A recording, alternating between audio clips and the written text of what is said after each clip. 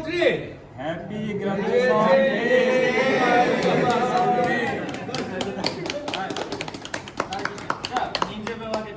আচ্ছা 26 পিস করবা পাবো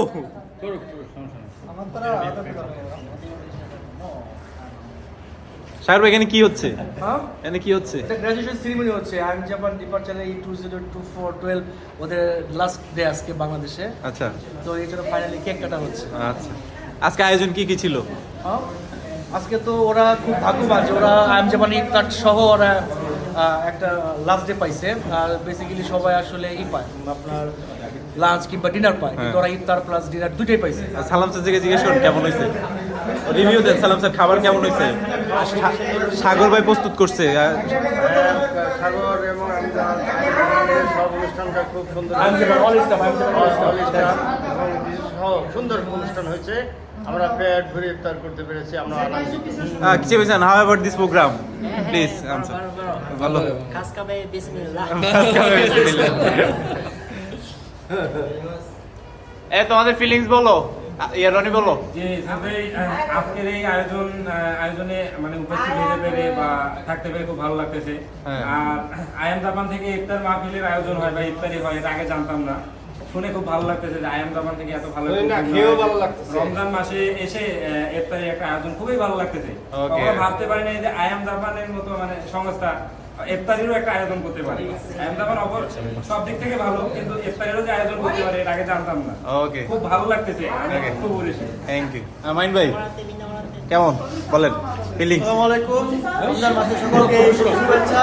আজকে আই এম জাপানের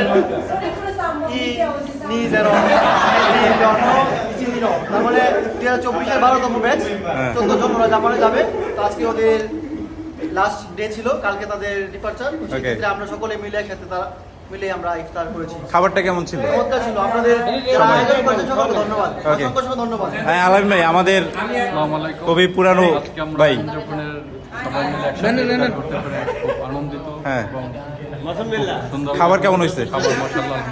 যাক, হ্যাঁ প্রিয় অডিয়েন্স, আমাকে খুব ভালো লাগতেছে।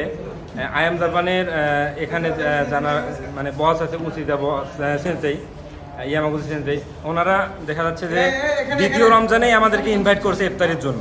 এটা আসলে আমাদের কাছে অনেক বড় একটা পাওয়া, যেটা আমরা কখনোই এটা মানে মনে করতে পারি নাই। তো আমরা যখন আই এম জাপানের রিক্রুটমেন্টে করে আসছিলাম সেমিনারে, আমাদেরকে অনেক কিছু বলা হয়েছিল, কিন্তু এটি আসলে সেরকম কিছু না যে ধর্মীয় ব্যাপারে অনেক বিধিনিষেধ আমরা মনে করতাম বা অনেকে বলে, এটা বাস্তবেই না। আমাদের ধর্মীয় ব্যাপারে উৎসাহিত করা হয়। যেমন আমরা এখন কিন্তু নামাজ পড়লাম, মাগরিবের নামাজ আমরা পড়লাম এবং আমরা একসাথে ইফতারি করছি, এবং দ্বিতীয় রোজায়ও আমরা একসাথেই ইফতারি করেছি। তো খুব ভালো লাগতেছে। আজকে এ পর্যন্ত।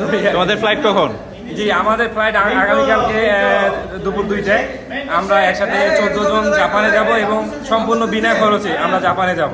আমাদের বিমান ভাড়াও ফ্রি, ভিসা খরচও ফ্রি। হ্যাঁ, বেস্ট অফ লাক। জি। শোন ভাই, কি অবস্থা? কেমন লাগলো? অনেক ভালোই লাগলো, সবাই একসাথে। কি ভালো লাগছে? সবার সাথে একসাথে ইফতার করতে ভালোই লাগছে। ওকে, থ্যাংক ইউ। সাইগোয়া, আতাশিরো। ওয়েলকাম বাক মাই চাকা।